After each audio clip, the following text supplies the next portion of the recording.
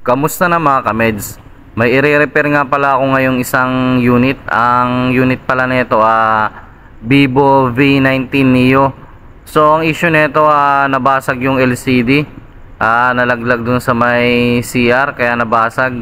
So papalitan ko siya ng replacement na LCD.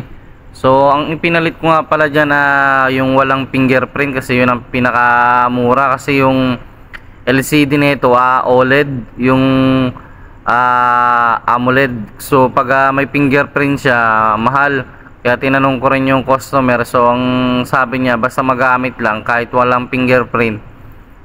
Kaya yun ang binili ko na LCD na replacement dyan, yung mas mura. Pero quality rin naman. Halos wala rin pinagkaiba sa original. Ang ano lang talaga nito, wala siyang fingerprint. So yung ano nito, same LCD niya, yung Vivo V17, yan kapares din niya. So etong unit kasi na nire-repair ko, Vivo V19 Neo.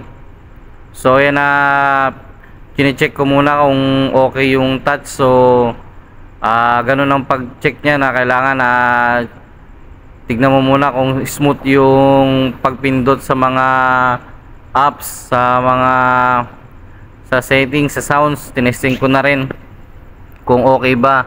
So ganun lang ang pag-check niyan, para at least bago natin siya i-fix, lagyan ng pandikit, sigurado na natin na okay yung LCD, walang problema, para at least pwede natin siyang ibalik dun sa supplier na kinukuhanan ko kung in case na merong problema. Yun ang kagandahan ng may supplier, kasi kung may problema pwede mo agad ibalik para mapalitan siya ng bago. So yun okay na. Testing ko na yung LCD, so smooth naman siya.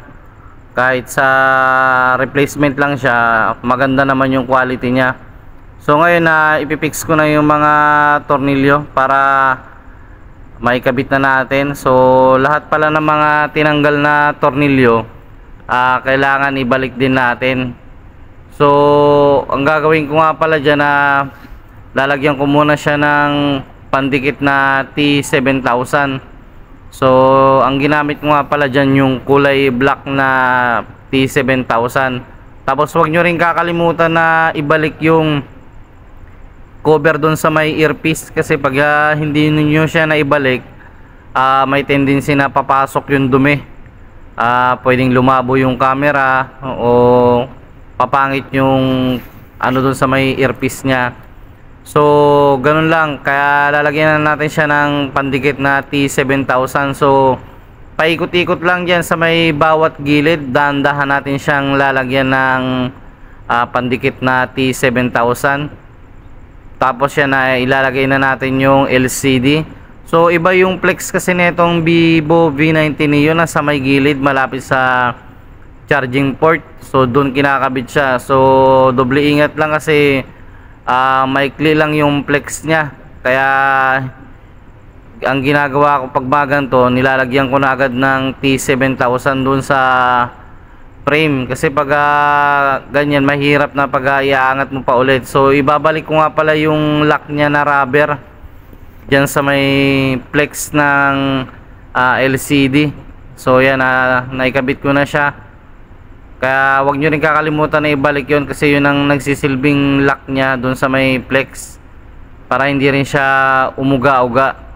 Kung sakaling mang malaglag, hindi siya basta-basta matatanggal. So ang gagawin ko naman dyan, dinidiin ko yung bawat gilid para lumapat yung LCD dun sa may frame. Pero ang frame kasi nito medyo baliko na rin. Tinanong ko rin naman din yung customer kung gusto niyang palitan.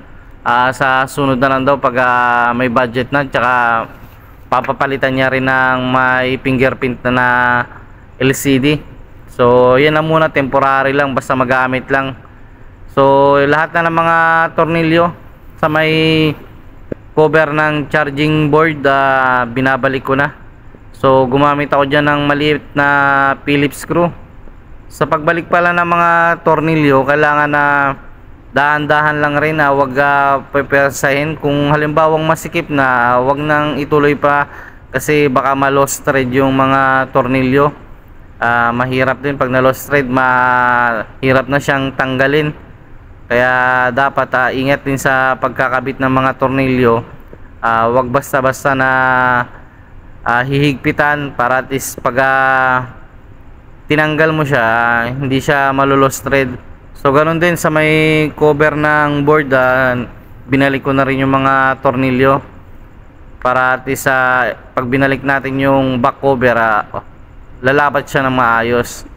So yan na, ikakabit ko na yung back cover, pero nilinisan ko muna yung lens ng camera kasi may mga alikabok.